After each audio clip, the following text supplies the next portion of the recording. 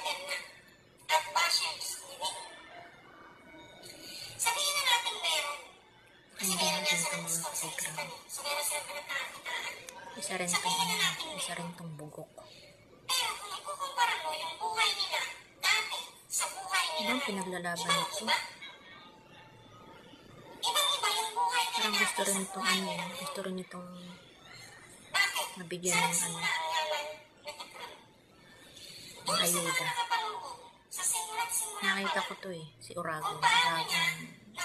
Basta Uragon. Nakita ko yan na pinost ni Panina. Sabi niya doon, support mo itong dalawang vlogger na to. Uragon tsaka si Kiki.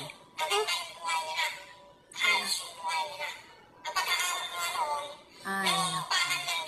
Mga sausawero. Nakikisawsaw ka lang, Totoy.